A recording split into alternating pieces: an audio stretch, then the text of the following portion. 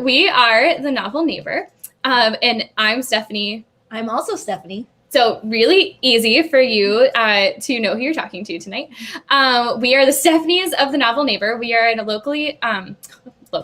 We are a small independent bookstore in St. Louis, Missouri, and we are super excited to have an awesome guest here tonight. We've been looking forward to this, and if you're on TikTok at all, you've probably also been looking forward to this. Our guest tonight is Valentina Mussi, who is the creator and writer of the Unofficial TikTok Cookbook, which has 75 uniquely curated recipes from TikTok. Many of us, if you are not familiar with TikTok, it's a social media platform that one of the things that's been taking it over is like recipes. And why am I blanking on what it's called? Food talk? How do you find recipes on TikTok? Okay, ignore me. Let's ask Valentina. We'll ask Valentina how do you find recipes. I realize I don't actually know that. But TikTok has become an explosive way to find new recipes, and especially like simple recipes that create really cool things. So that's what you'll find in this cookbook. We're really excited to talk about it. We made some recipes tonight, so we'll get to taste test some of those. I think mine might be worse than everyone else's. I had some issues with my execution, I would say. So without any further ado, we're going to bring on Valentina to talk about the cookbook. Hi. Hi, how are you guys doing? Hi, Stephanie. Hi. Hi, we're great. How are you? I'm good, thank you. I'm in Miami, Florida right now. Oh, I wondered where you were coming in from. Yes, Valentina was in our chat telling us food TikTok and food talk. See, I was just. These are the biggest hashtags on TikTok to find food-related content, and then there's also TikTok food.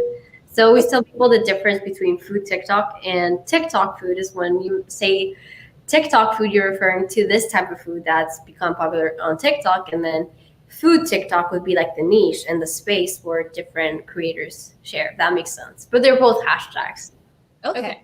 So anyone watching, we'll put it in the comments so that you know if you are like, I want to figure out how to find these recipes. Again, it's on TikTok, which is a great social media platform that you can sign up for without having to put any videos out there if you don't want to. And so the hashtags for looking at things are food TikTok and food talk. So we'll throw that in the comments. 1 second. There we go. Okay, so Valentina, can you tell us just a little bit about the cookbook and like what inspired you to put this cookbook together? So I wrote the Unofficial TikTok Cookbook, and as the title implies, it's all about those TikTok recipes that people really love throughout just like the quarantine period. So I think that was a very, other than being a difficult time for everyone, it just really changed how we connected with each other for a little while. And with everyone having so much time to spare and just like being at home, I think so many people took up on cooking and recipes and becoming a better cook in general. So I really wanted to take that. So the recipes that became popular throughout that period and kind of just like that willingness to cook, and put it all together into a book. So all my recipes are very simple, very few ingredients that you can easily find, very cheap ingredients. So I wanted this book to be very accessible, and none of the recipes require a lot of prep or any you don't really need skills. You just need even a microwave or an air fryer, whatever you have at home, and you can pull off most of the recipes in this book. I was actually telling someone earlier that I live next to a CVS. And then that was pretty much like the only place I was shopping at during quarantine. So probably the ingredients for like 65% of the recipes in this book you can probably get at CVS. So it's super, super accessible, and it's just like encouraging people to cook. I'm talking like from kids to adults alike. I have a younger sister. She's 11, and she really inspired me it motivated me to get on TikTok. And I always think of her when I cook and when I make these recipes. I want something that she can pull off, or like a teenager can pull off, or someone who's in college, or a millennial, or someone who just wants to have fun in the kitchen. Yeah, I think we can both attest to, well, I was joking about my execution. Like, it was still easy to make. And I think I've still created something that's like really good. I just need to work on my presentation skills a little bit. But I think we mentioned this to you before we went live. Like, I've been talking to all kinds of customers about how it's such a great gift for like the grad in your life, whether it's like a high school grad or like a college grad. Because if they're going to have access to a kitchen, and you, again, like you just said, you don't even need like access to a ton of like kitchen equipment. The recipes are simple. You don't have to know a lot about cooking to do them, and the recipes or the ingredients can all be found at mostly CVS, which is awesome. Because I get so disappointed when I find like a really great cookbook and open it up and I like don't know where to find like half of the ingredients, and like half of my prep for it is like at the grocery store finding things in a different aisle than I ever anticipated. Mm-hmm. Yeah, I made the pizza rolls, and I went to the store, bought the ingredients, and like had them all made within an hour. Basically, it was super fast, super easy, and it was delicious too. Well, speaking of your pizza roll, we want to start with your pizza roll. Okay. So tell us what's in our pizza. Well, I'll show it to the people. Tell us what's in our pizza roll. This isn't a to-go container because we're at the store. So presentation, I'll bring it closer to the camera. A beautiful pizza roll, if I say so myself. Right. I took the Pillsbury crescent rolls, some mozzarella cheese, some pre-made pizza sauce, and then rolled that up, and then just melted some butter with some spices, and then brushed that on top, and just put it in the oven, and it was super fast. And I'm astounded that you did this within an hour. And there's pepperonis in there too. But you also probably could have omitted the pepperonis if you like weren't into eating pepperoni. Right, and you could have added anything else you wanted, like mushrooms or peppers or whatever, like pizza-like toppings. That's something I really like to encourage with my recipe, just kind of like play around and make it your own as well. Mm-hmm. Okay, should I dip it in the extra pizza sauce that you provided me? Okay. Mm-hmm.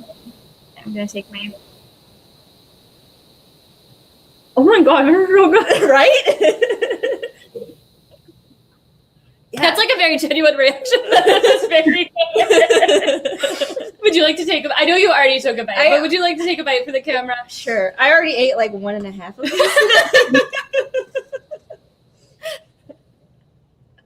Oh my gosh, that is amazing. And I love that you could basically treat this like a pizza, like you were just saying, right? Like you could add like any of your favorite like pizza ingredients for the most part, and that's good. That's very good. I'll be finishing that.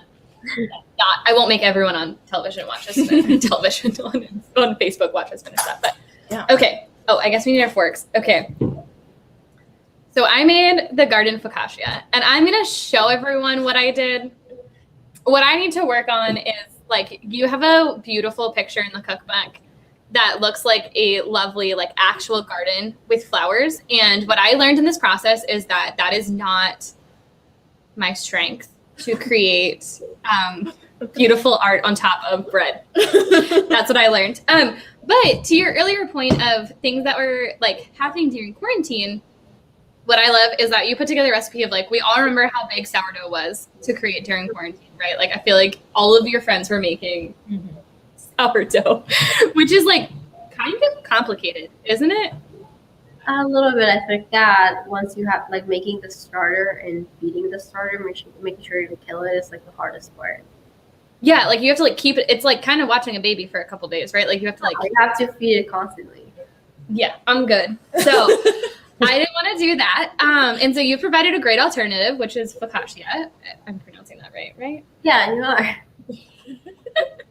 I just like had a sudden panic where I was like, that's always how I pronounced it. I hope it's right.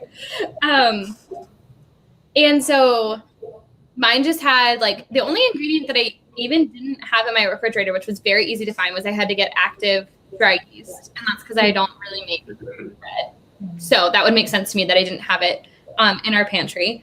And like mine was so easy. Mine took a little bit longer, but that was like simply because you have like 2 different points where you have to like let it rise. So like I had to wait 10 minutes in the beginning when I just combined like my sugar, my yeast, and some like warmer water. Activated. Yeah, activated. That sounds right.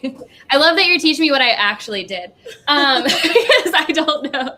And then like once I put everything together in the pan, it just had to sit with a cloth over it in a warm spot for an hour, which is like easy to walk away from. Yeah, to rise. That's what I assumed. No, not president. Okay, so this is what mine looked like, which is why you will see like my execution. My execution skills can be better.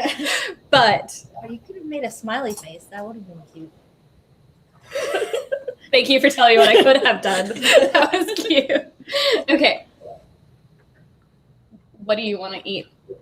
I want to show people what it looks like in the book. Yes, show them the actual beautiful, again, why I'm so disappointed in what my creation turned out to be. No, the point is to make it your own with whatever toppings you like and just get creative with it. So you can't mess it up. You did. Recommend any anything to dip the focaccia in? So I usually eat it on its own, like as an appetizer. That's pretty much what people do in Italy, or I mean, they add drizzle more olive oil on it, or pesto. Or I mean, you can just do whatever you want with it. My dad likes to add prosciutto on top. Ooh, that sounds good. Or balsamic vinegar and olive oil. What you doing over there? I mean, a lot of the times at Italian restaurants, they give you focaccia bread and like through the table instead of just like regular bread. I love that. You can do it as such. Okay, are you ready? Here we go.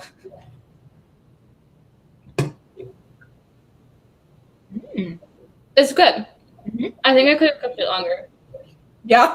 I might have used the wrong pan. Like it might have been denser than what it should have been. Are you laughing at my recipe? See. Another thing I probably encourage in the book is to also, if you do not want to make the focaccia from scratch, you can just get store-bought pizza dough.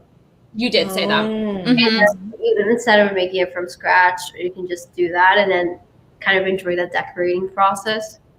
Like, I know that making bread can be a little bit tricky, and there's a lot of things that come into play. Like if your yeast is new or old, like some yeast can die into your fridge, or the temperature you cook it at, if it's not as warm when you let it rise, or if there's something wrong with your oven. A lot of our kitchen ovens, the temperature is not really as exact. I actually have a thermometer inside of my oven to make sure that when I cook, it's like properly. I mean, there's so many factors that come into play when making bread. So next time you make the focaccia, I'm sure it's going to taste better because you're just know what to do next time. Like you said, I could have cooked it longer, I could have done this or that. Don't worry, that happens to me all the time. It's part of the process, but I think it looks pretty good. Should it be this thick? She's over here making fun of us. I already said I probably used the wrong pan. No, I don't think so. Get out of here. Use the metal pan. That's usually good for focaccia. Okay. Yes, we've got some encouragement coming through in the comments. Jane says she attempted focaccia during COVID and it came out like a thin burnt cracker, and so she used store-bought pizza dough. So for those of us who have struggles, store-bought pizza dough seems to be a great solution. I'm going to make you attempt this recipe and show me how it's done. It'll probably be worse. It will not. You're a great cook. This is why Steffi's doing it tonight. I picked the pizza rolls, which are super foolproof. Listen, your pizza roll was delicious. Okay, Valentina, I know we, geographically don't get to try yours, but you also made a recipe for tonight. Yes, I'll show you guys. I made these little donuts. Let me pick one up. Show you. They look amazing. Wow. So to make these, they're called 3-minute donuts because it only takes 3 minutes. So I used a store-bought biscuit. Okay. Like the flaky biscuits you get, like the Pillsbury ones. And I just cut a hole in the middle. I saved those for later because I made donut holes. And I just popped it in the air fryer at 375 degrees for 3 to 4 minutes. And then you just get like this like flaky biscuit. And then I made icing just by combining a little bit of milk with powdered sugar.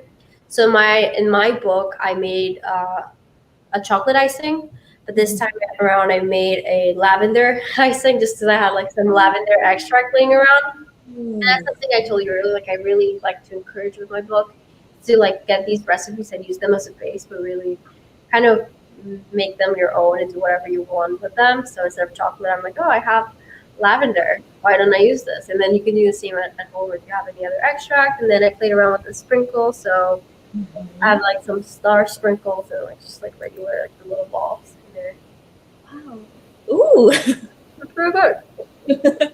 That looks amazing. Yeah, I would want to try lemon or something. That'll be delicious. Lavender, I was like so excited about this because lavender is one of my favorite things. And I love the idea of a lavender donut. That sounds incredible. You mentioned lemon poppy seed would be really Really good. Yeah. So that's like, I love how easy it is because that's even like a breakfast that you can do in the middle of the week. Like I always feel like I have to save like fun breakfast recipes until the weekend because there's not enough time to make them before work. And so I love the idea of a 3-minute donut. Right. Do you have an air fryer? So I made it using the air fryer, but you can also use an oven. Yeah. I do have an air fryer. Yeah, so like air fryer, I love doing, and a lot of things in my book use an air fryer just because it really cuts the cooking time like by 30% because of how the air fryer works and how like the air cooks it. So just like it's hot air traveling around the basket. So it's just like a little bit more effective than an oven, and the results are very similar. So I love using my air fryer. I've actually seen that. I feel like the air fryer is having like a real moment on social media. Like people are discovering it again. Yeah, I got my first one during COVID. And apparently if you're local to the St. Louis area, there is Kimberly is telling us that there's a lavender pick your own farm that just opened up in Illinois, which I will obviously be visiting, but anyone else watching who thinks a lavender donut sounds amazing, you can apparently go get your own lavender products yourself. That would be so pretty as a jealous. So, could you say that one more time? No, I'm so jealous of you guys. I wish we have that here in Florida. You guys gonna have to ship me some. I love St. Louis, but I would not say there's a lot to be jealous of. Today is one of those days where it is very hot and humid. So, oof. Yeah, I know. I was like, actually, it probably feels very similar. Okay, so have you always, I mean, you've had your Instagram suite portfolio. I guess, can you start by telling us a little bit about like why you started that and like what can be found on your Instagram? Because I think you're an awesome follow. And so for people who are not following you, like what can they find there? Right. So I first started my Instagram just reviewing restaurants, and then I eventually started implementing different recipes that I would create at home. I always loved baking, but I didn't know that was like my calling really. I love food in general, and I loved going to restaurants. I would often work with chefs, and they would let me go behind the scenes in the kitchen and film and kind of watch them what they're making. And so now my Instagram has evolved into probably like 85% recipes, and then a lot of restaurant content. Even though I'm Miami based, before COVID, I would travel quite a bit, and now I've been able to, after I got vaccinated, I've been able to travel a little bit more. So this year I went to Nashville and Dallas. I'm going to Spain in a couple of days. So I try to include that travel content as well, but through the angle of food. So focusing on cool eats in Dallas, cool eats in Nashville. So I have guides on my page as well, and kind of like encouraging people to try different food spots when they travel, because I think that sometimes we don't even step out of our comfort zone, even if especially when we do like US travel. I think that a lot of people just go to the same restaurants, like they end up going to a chain. Like, don't go to Olive Garden if you're traveling, right? Try to read somewhere local that you're not going to find elsewhere. So I really try to encourage that. So before traveling, I do research for a couple of weeks, try to find the coolest spots, like very local, and just encourage people to go there when they visit. So I'm trying to incorporate more travel content when it comes to food, but then I do a lot of recipe stuff. That way everyone can partake in it and you can recreate it at home. What are a few of the cities that you're most excited to go to and try out the restaurants?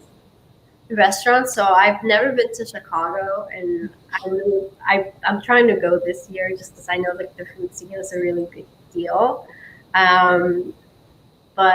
I don't know. I'm thinking about going to Iowa maybe for the state fair. I've been already, but it was before I had my page. So I really want to show people kind of like those crazy fair foods and like the deep fried everything, which is really cool and exciting, and like the cornfields and everything there is to do. And then, well, I'm really looking forward to my trip in Spain. I'm gonna be going like kind of all over and taking like a little road trip.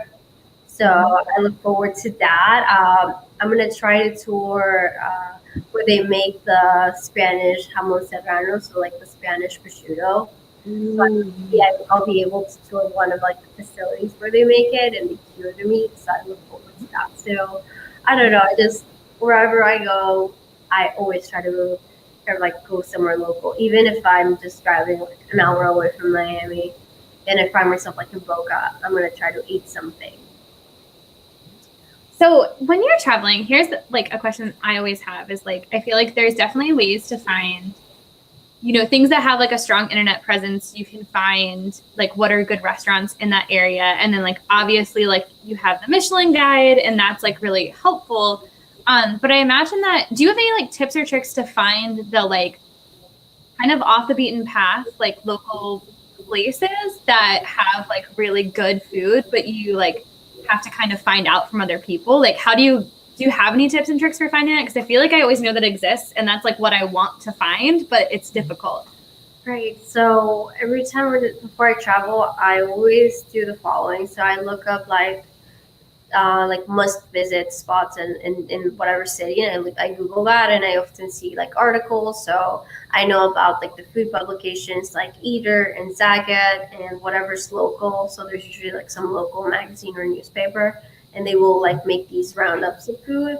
I also look at TripAdvisor and Yelp, but I don't focus too much on the reviews, but like whatever has most reviews, because that's usually like one of those local places that people love. And they have a lot of check-ins. And then another one that I kind of recently found out about that I think not a lot of people do is using Pinterest. So I go on Pinterest and I look up like, let's say Dallas food guide or Dallas bucket list. And then a lot of people who are locals will give you like a guide for like 3 days in Dallas, the must visit places, or 5 days. So like 5 places you can't miss, like restaurants or whatever. So that's really helpful. And then I also do research on social media. So I look up like hashtag the name of the city and then the word food. So hashtag Nashville food, Nashville eats, Nashville foodie. And then kind of the good thing about Instagram is that kind of it gives you other similar hashtags often. So you can just kind of click and then you're like in this little like loophole, like finding more and more places. So I bookmark them and I save them. So a lot of the websites offer options to bookmark. So Pinterest, you can pin it. Instagram, you can just save it. Or if it's Yelp and you have a Yelp account or TripAdvisor, you can save the places and they will show up in a map. Or my ultimate trick to have them all in a place is using Google Maps. Oh. Google Maps, you can make your own list. And I just like look up the restaurant and then I add it, and then I have like all these pins within the map. So when I'm like around the city, I just go on the map and I see whatever's closest to me, and I can plan my day looking like, oh, these 3 restaurants are close to each other, or I'm gonna be here, so let me go to these other 2. So that's how I plan my trips. That is so awesome and really, really helpful. I will be stealing those trips. Yes. Definitely. Yes. And I think it's just a great way of like, I don't know. I feel like, especially coming out of quarantine, there's a lot of like conversation of like social media and like maybe some negatives around it, which, and not that that's not warranted to some way, but I really also love how you can harness social media to like enhance things like this. And I've never thought to really use it. I've never thought to really utilize hashtags. Like, because I Instagram when I'm there or like do something when I'm there, but I've never thought about like using that to help me figure it out. That's really helpful. I imagine a lot of us are going to start traveling soon. Yeah. I know I am. So that's really, really cool. I want to go, I guess, shifting back to the cookbook a little bit. You kind of mentioned this when you talked about like how it came about. But how do you think like specifically TikTok and like creativity on TikTok really like flourished during quarantine? Because like Was food talk around before quarantine and then it just like took off because of it, or? I think quarantine really helped TikTok just flourish as a platform and kind of widen their user base. I've been on TikTok since 2019, but I definitely did not use it as much because back then it was a lot of dances and just like silly challenges and things. So I was just uploading whatever I was posting on Instagram, kind of just to have a presence, but it wasn't interacting with TikTok users or really using it or following any trends on there. But with COVID and people having to be in lockdown and spending more time at home, I think that it just really made inspired people to figure out what to do and with their free time. And then I think that's how the challenges were developed in the like the trends within food. And I think that it was a really interesting way of staying connected with others during that time. Or I remember I did like a couple of Zoom happy hours or Zoom brunch, and that was always exciting to like follow. Or I think that like the regular user, not me, that I create videos every day, but a lot of people were taking up on these different trends and then making it their own and posting a story or a TikTok. Like I'm talking about the regular user, just as a way of keeping yourself occupied. So I think that really pushed for these things to become more popular because the fact that it was just like random food videos, but nothing like encouraging, like a recipe or like make this at home. Like it was just things to see.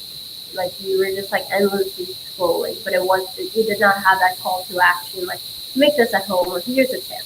Like it wasn't as educational as it is right now.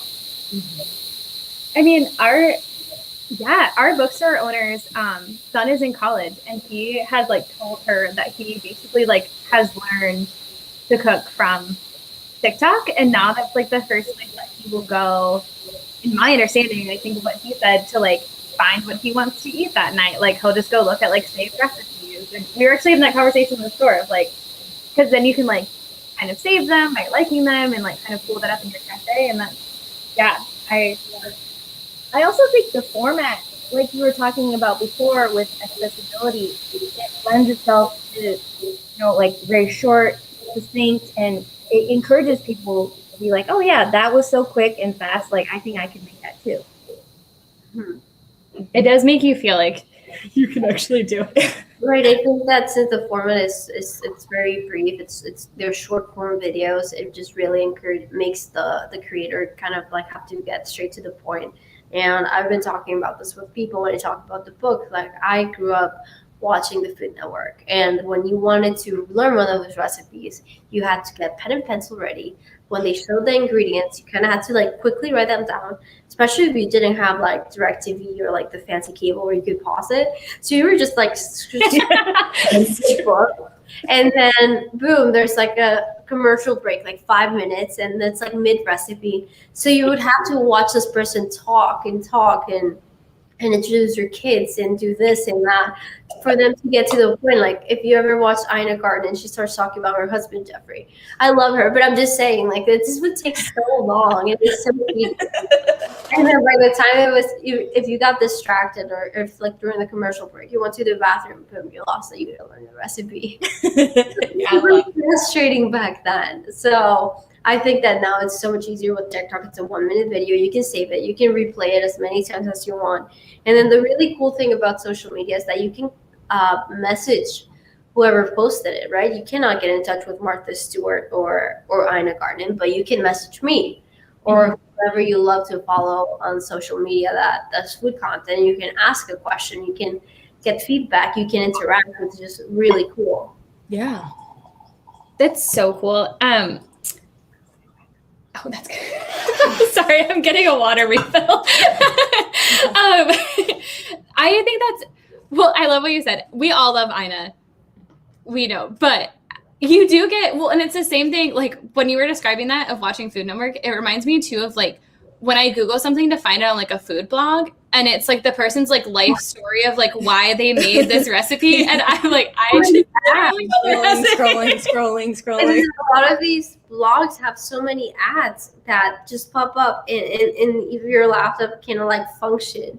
So you try to scroll and it's just like subscribe to my email, or there's like a pop-up ad.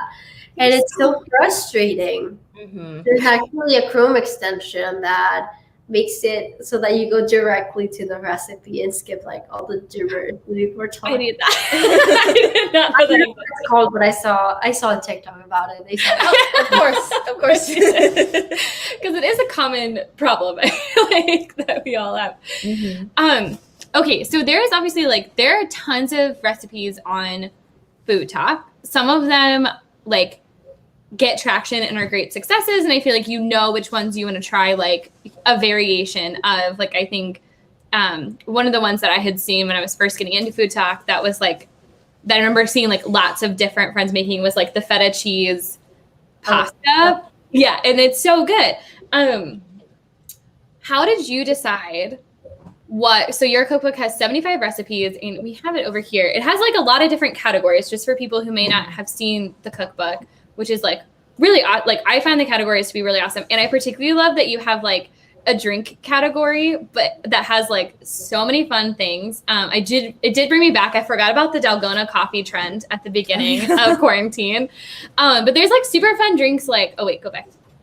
I want to read some of those. Like I am super excited. I just thought like it wasn't feasible to try it for me today getting to the bookstore, but like brown sugar, boba milk tea, lychee, boba lemonade, like those, I don't know. We were talking about this. Are there any other ones that you were like, I'm super pumped to try? The whipped pina colada sounds amazing. Yeah. That does sound really good. So there's like fun drinks, there's like desserts, there's all kinds of categories. How did you decide of all of the things that are out there, like what were your 75 recipes going to be for this cookbook? Great. So I think I first wrote down the chapters because a lot of my content are like I post a lot of beverages and I sometimes joke around it's like a 2-in-1, so it's like a dessert but as a beverage. So like milkshakes and floats and things like that. I don't know. I love them. I love drinking different things. Like I love a nice iced coffee with caramel and like a lot of my snacks and treats come in beverage form. So I definitely wanted a chapter dedicated to that. And I just thought about like kind of making it very balanced. So I thought like beverages, and I did a breakfast, snacks, lunch and dinner, and dessert chapters. And I wanted them to kind of like be even. So then I just started like, after I had like all those 5 chapters set up, I thought, okay, these are my favorite drink recipes so far. And then I created a lot of recipes exclusively for the book. So things that I already had on my list that I wanted to try. So I developed them and tested them out here in this kitchen. And it just came up with the recipe, which a lot of them I haven't posted on TikTok or Instagram. They're exclusive to the book. This is very exciting. And Yes. I'm very organized, so I have like a big list of things I wanted to try out, and then I had all of my recipes written down, the ones I have posted online. So I kind of just pulled them all together into a document and then just saw like, okay, this is what I'm missing or what I need to add. So just kind of so I could like visualize it all. It's a hefty process to write a cookbook, really. Like a lot of it takes a lot of time and just like testing things out and how do you make for like the recipes to be very universal or that people can pull them off at home. Because I would hate for someone to make something and not enjoy it or for it to not come out right. So I made sure that everything was like foolproof for the most part. I mean, picotta is probably the hardest one in the book, I would say. Of course. Funny that you made it, but I love that. That's what I gravitated. More simple, like the pizza rolls. Like I don't think you can go wrong with those, and you're always gonna get them right. Or the donuts, but I just want to make it balanced and for like I sometimes like whatever I want has to do with my mood.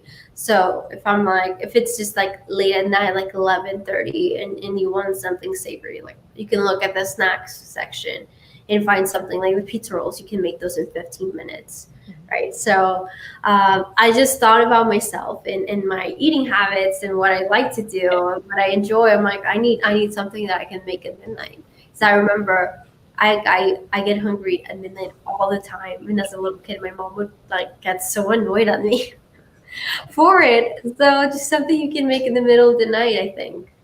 right? Other than instant mac and cheese. So it's just like kind of encouraging people to have fun and like really satisfy those cravings too.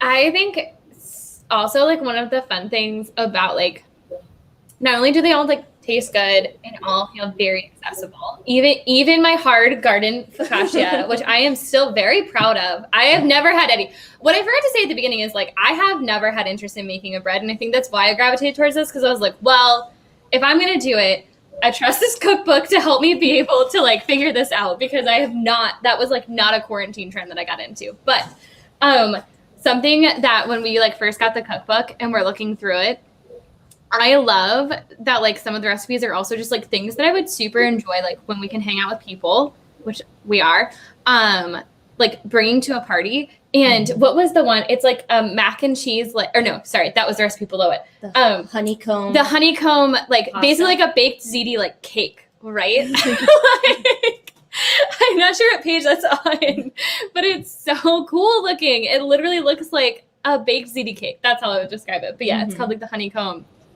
Yeah, the rigatoni cake. Oh, that's one of my favorite recipes in the book. And I get a lot of people saying like they would want that for their birthday. Oh my gosh. Instead of a sweet cake, this is a yeah, I mean it's so fun. I mean, I found the photo, so it looks like this. It's stunning. It's stunning, and it feels like a really fun like party trick to like show up to a party like with, like an impressive thing to show up with. I think it's fun. It's more interesting than baked ziti and more interesting than lasagna maybe, and it's very similar process, but just what's really cool about it is that I make it using a springform pan. So like the cake really holds its shape once you remove it from the pan, and it's just like the good thing about the rigatoni is that there's the hole inside of them is so big that you can just like stuff it. So I would, in the book, I encourage people to stuff it with mozzarella cheese. So like unlike baked ziti, like every single bite is going to have sauce in the middle and cheese in the middle. So I think I perfected baked ziti. I agree. I just want to take one quick second for people who are watching and are like, where can I buy this book? Here is like a quick link that you can put in. You can find it just by typing it into our website, but we created a simpler URL for you to purchase. But also if you're watching and you have questions, like we have so many questions, we love cooking and we love cookbooks, so we could talk to Valentina all day long. But if you have questions for them, we would like totally welcome them in the comments. So just for those of you who are watching. And we did have, for anyone watching from Illinois, we do have some answers on where the lavender farm is. So check out the comment section on Facebook if you need answers to that. Do you have a question? Yeah. So what do you see the next up and coming trends on food talk being? You know, it sometimes it really varies, but I think that people are gonna get more into savory foods right now. Like I think that last year was a lot of desserts and sweets, and that's something I love. I mean, my handle is Lily Sweet Portfolio. But I think in the rise of more savory dishes, like with the feta cheese pasta, and then recently people are making pesto eggs. So instead of frying eggs in oil or butter, they were using pesto, which is already pretty oily, but very flavorful. I think a lot of like plays on just like savory foods and how to make them like elevate regular food like eggs, just something like simple. So I think a lot of like little hacks, but with savory foods. I love that. That sounds good. Sounds delicious. Yeah, I am down for that. I think a lot of like the chefs on TikTok are just telling people like this is one spice I love, or like ingredients. Like a lot of people upgrade it to flaky salt instead of like regular table salt because it has such like a great texture that sometimes goes really well with foods. So I think like just like telling people about like these little upgrades, sometimes it's going to be like what I think that like direction food TikTok is going to take. I'm down for that. I support it. Have you, well, I'm sure you've seen it. We were watching videos of this before we came on tonight. What do you want to ask it? Yeah. Have you seen this trend of people making entire meals on their counters, like with no plates or? pans or anything? I have. I know one of my friends tried it out at she's in college, so she tried it. She's younger than me, and she tried it with her roommates. So I saw like nachos on a table. They rolled out some tin foil to cover the table, and then just like spread nachos all across the table. Then added cheese, ground beef, salsa, guac, sour cream, and then just like start eating off the table, like feasting. I mean, to me that was a lot, but I don't think I have enough friends to do that. But I can definitely see that, like playing around with like other things, maybe like loaded fries, kind of like just like finger foods that you can really play around with, or maybe with like charcuterie boards. Although you would need like a lot of cheese to cover a table. I was like kind of in all of it, and then also like I don't know if I want to eat off of that. Like it was just because also mixed together didn't look amazing. Yeah, it's a fascinating trend. I am down for figuring out different ways to like eat food and to share food with other people. I just think maybe that's not my way. No, I like plates. I like plates. Yeah, we like plates here. What is your favorite recipe from the book? And is it 3-minute donuts? No, I think we already talked about it, but it probably is the rigatoni pasta cake. So my background, I'm Italian Colombian, but my favorite food in the world has to be like pasta and lasagna. So I think it's just, to me, that's like an easy one. Probably it's not. I think, do you want to go around and get your... I'll be right back. Valentina will step out for just a second. I think we can talk about other things. So one of the things for people watching that I'm really excited to try, that I was like, I am not trying this tonight, is pancake cereal. Yeah. I'm super excited. And like when I say pancake cereal, like you should envision the same thing. Well, I guess you don't know what to quite to envision. It's like little round pancake Coin-sized pancakes. Yeah. Like dime pancakes, like actual dime-sized pancakes in cereal. And I'm here for it. I'm going to try it. Like I'm super excited to cook through this cookbook. It's intriguing. I wonder about the temperature though. Like cold pancakes. Yeah, I eat cold pancakes. You do. I mean, haven't you ever like eaten your pancakes and then afterwards gone back to like the cold pancakes? Yeah, like an hour later. I've done that, so I feel like I can eat it. Okay. I also love cereal. I also love the mermaid smoothie bowl. That was super exciting to me. And sorry, what else was exciting to you? The waffle ice cream taco. Oh yes, you talked about that. Three things I love. Yeah, I'm also looking at the desserts because that feels like really mason jar ice cream. I'm all about, because I always have aspirations to make like ice cream, but it feels like such a process. So I was like, I love having a quick and simple way to make ice cream. And the stuffed cookie skillet. That's the other one I was trying to. That's all I want. That used to be my favorite dessert growing up to like get from restaurants. Like that was like a real treat. So, and I think that being an adult is realizing, oh my God, I can definitely make that at home. Like there's no rules involved. I don't have to wait to go to a restaurant, like a special occasion. I can just like buy a little skillet and make like a giant cookie skillet at home. So that's also for me what happened. Like as I got older and I'm like living on my own, I'm like, oh my God, I can just make all of these fun foods and I don't have to ask my mom for permission.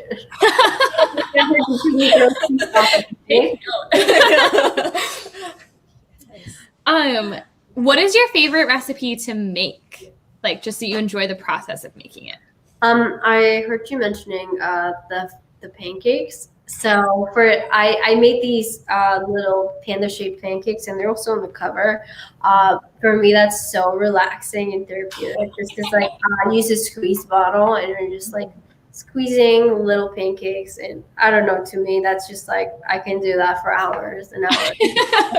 But the kitchen is my happy place, and I just get lost and just do it over and over. I'm gonna try to find the photo. I should show people. It's really cute. So cute. They're so cute. They're adorable.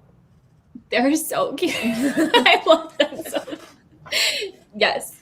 They also feel like a way to really please children in your life. Like, I feel like I could be like, I have no children of my own, but I have nieces and a nephew, and I feel like if I whip that out when I'm visiting them, like, I'm cool. Yeah.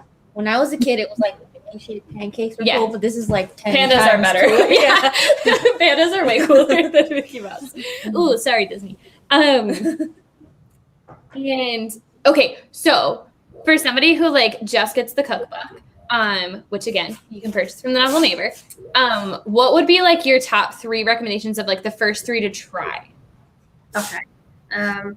Let me quickly look through all 75 so I can tell people. One, definitely Dalgona coffee. If you're not familiar, you've never made it before, I think you're going to be really pleased with this one and really excited, just because you only need 3 ingredients: instant coffee, hot water, and sugar. And I think a lot of people don't know this, but when you mix that together, it actually frothes and it makes like this whipped cream looking thing out of coffee. So I think that's like super exciting. And when I first tried it, my mind was blown. Like, how can you make this? Like, that's so cool. That, let me see. I think that these are really fun. So spicy mozzarella sticks. Ooh. I made using hot Cheetos. I think it's just like a really fun take on just like regular mozzarella sticks. And what I encourage with the recipe is that you can just use your favorite chips ever. So I made them with salt and vinegar chips and just like different like barbecue chips. You just blew my mind. Your chips are, you can follow this recipe and make it, and then I make them using my like an air fryer, or you can also bake them in the oven. So they're not as complicated to make. Like, you don't have to freeze them or anything like you have to do with regular mozzarella sticks. So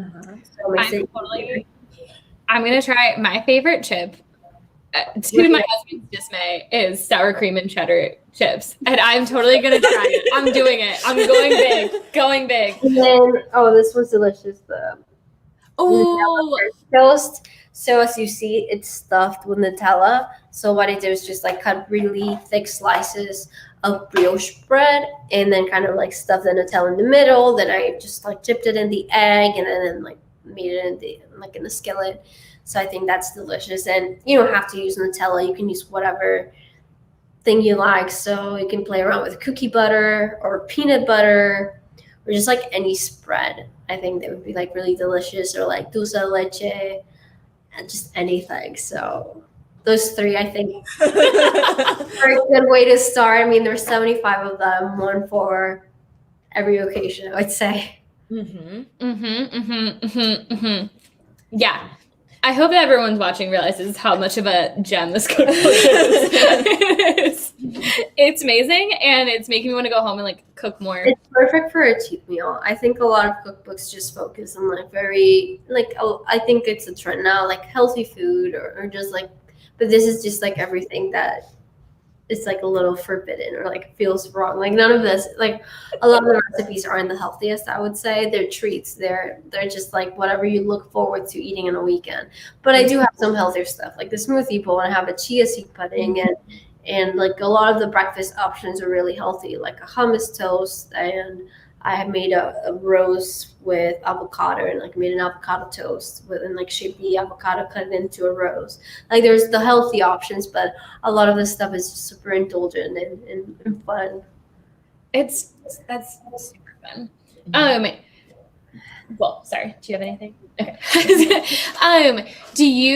So you've done the cookbook, and not to let you relish in your cookbook moment, but what are some of your future ambitions too? Like, is there a version 2 of the cookbook, or like, are you thinking a different direction? What's or like something specific to your Instagram?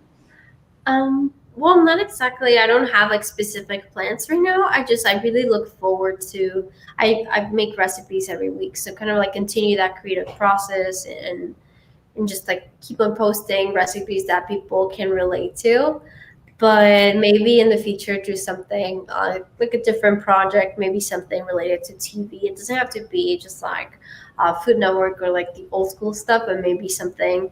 I've seen like the rise of all of these different platforms like Netflix and Hulu and all of that. And the good thing about it is that there's no commercials. So I think that making these easy recipes in like an episode would be really cool. Like that format with like 4 or 5 easy recipes in like a 25-minute video would be really cool. Or maybe I'll just like do it myself and venture into YouTube, which I haven't done yet, because I'm a one-man team, I would say. So I edit, film, develop all the recipes, post them, edit them. I do all of it.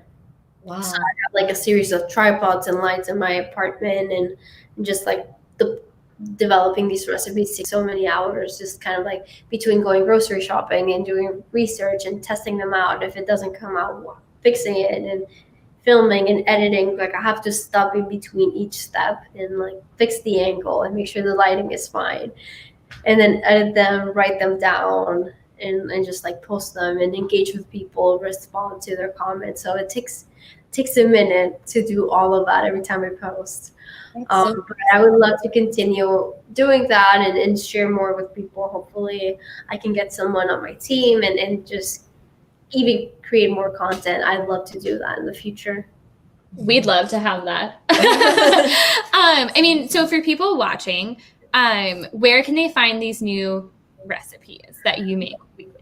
So on my social media channel, so at Sweet Portfolio on TikTok and Instagram, I post on an almost like daily basis. I haven't in the last few days because I'm recovering from a cold. Oh no! But otherwise, you should expect like weekly content, at least like 4 new posts and constant stories. Like I talk about anything food related. So even when I go grocery shopping, I go to Trader Joe's, I'm like, look at these new things, I love them. Or I went to a different market, like an Asian grocer, and like these are like some of my finds. So I'm always posting something food related somehow, like even if it's travel content, like it's always around food. I'm trying to find, what did I see you post about that I was just gonna, again, great follow, encourage everyone. Well, first of all, I loved the Dalgona coffee. Well, it's a video, so it's not. The Dalgona coffee that you turned into Baby Yoda is a personal, or not Baby Yoda, his name. Grogu. I was like, why am I blanking on Grogu? I loved that. But on May 4th, but what was I? You were just at a restaurant that I was like, oh my gosh, that looks amazing. And I was going to find it really quickly. And now I'm failing. Point being, I love seeing what you find from local restaurants, or not necessarily local restaurants, but all the different restaurants that you tour. I'm just like, I was trying to find it because it looked so good. And I was like, oh my gosh. What it was? So maybe I can pull it up. No, I'm like totally blanking all the way around. I just like know it was a video. It's fine. You're a great follow. Everyone should follow the Sweet Portfolio and get the TikTok cookbook, which we do have at the store. So again, you can purchase it from us online. We'll throw the link back up if you haven't gotten yours yet. But you can also give us a call at the store or send us a direct message, anything like that. We'll get you set up for the cookbook. Do you have any final questions, comments?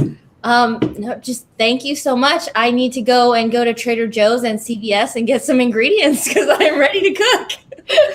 You're like ready to leave this like amped. Do send me a photo when you make stuff. People love sending me photos of their versions of my recipes, and I love seeing them. It really makes my day. Oh, so if anyone watching makes any of the recipes, please feel free to tag me or send it to me. I will definitely see it and reply. Yay! Well, thank you so much, Valentina. I hope you have an amazing trip to Spain. I can't wait to see like what you get up to there. And I think that'll make me feel very happy to see someone traveling outside of the U.S. So you have an amazing trip. I hope you recover from your cold super well. Thank you so much for being here with us tonight. And thank you everyone for watching. So thanks everyone. Thank you, Stephanie, and everyone. Thank you. I really appreciate you guys taking the time to get to know me and everyone who will followed along and watched this episode. It was so fun to share with all of you. Yay! Yeah. Thank you so much. Have a great rest of your night. You too. Bye bye.